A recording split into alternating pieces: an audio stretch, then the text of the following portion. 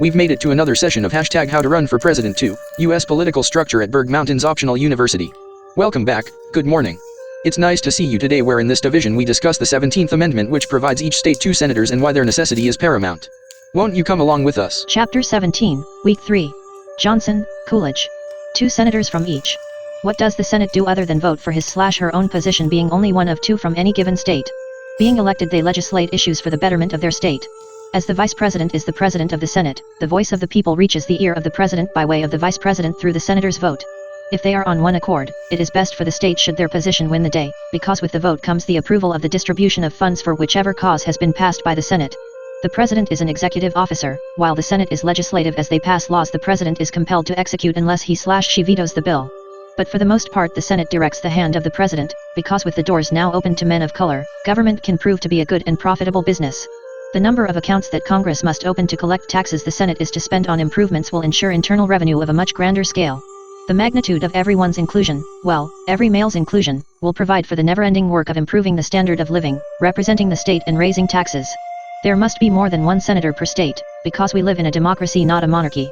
These 2 senators discuss the fundamentals of politics, promote our position through democracy, and send bills to the President for his/her signature. In discussing politics, these 2 senators look at both the people and the party which elected them, of which often they are the same. They debate the one republic versus the many under our democracy, as if whether the democratic many have the power to persuade themselves to mobilize their position ultimately behind a candidate more charismatic than the choice of the republic. Just as in a market where Coke, red, dominates Pepsi, blue, it is more challenging to sell more Pepsi, blue, than Coke, red. Not saying that it couldn't or hasn't been done before, as it has. Actually, it happens all the time, when one factors in the character, demeanor, presentation, oration, and many other factors which help the candidate stand out from the office. The confidence voters put in their candidates stems from a proven track record on sound rational decisions or an identification of certain factors that add to a candidate's charisma. When enough people can identify with the candidate, playing high school football, going to culinary school, or running a home office, that adds to their charisma, and with it the candidate is selected to vote in his/her constituents' stead. They vote up or down issues which are presented on the floor. The basis is to determine whether the one republic will take credit for the usual maintenance and expected upgrades, or the diversity of the democratic many will present an individual with the charisma to win. One's shape is square, while another is round.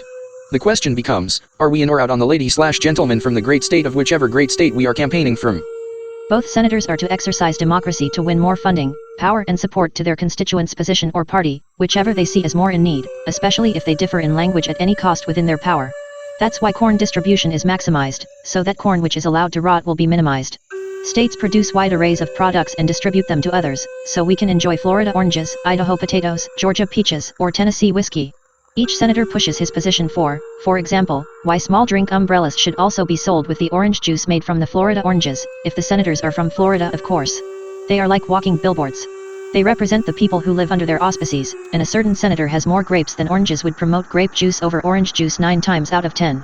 So, they have to consider their constituents, or their time in the Senate will be limited to 6 years.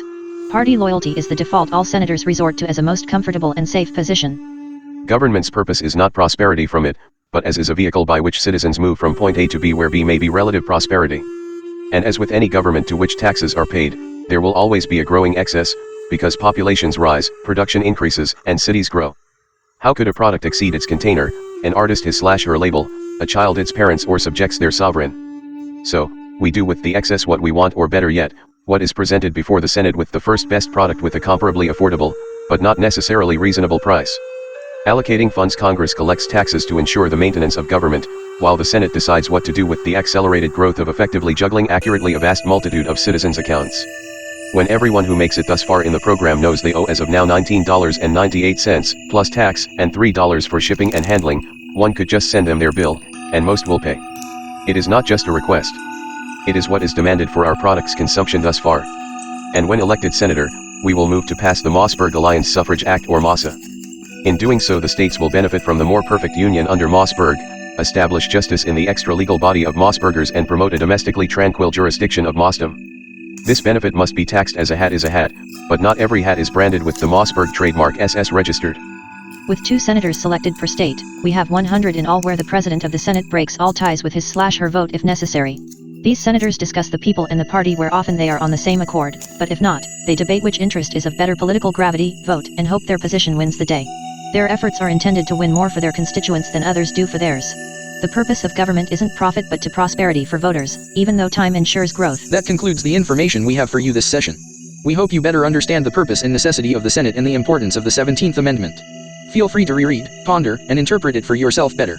Next session we cover the 18th Amendment and the January 16th of 1919's prohibition of alcohol. We hope to see you there then, when we present. Until next time, be safe by buckling up while driving.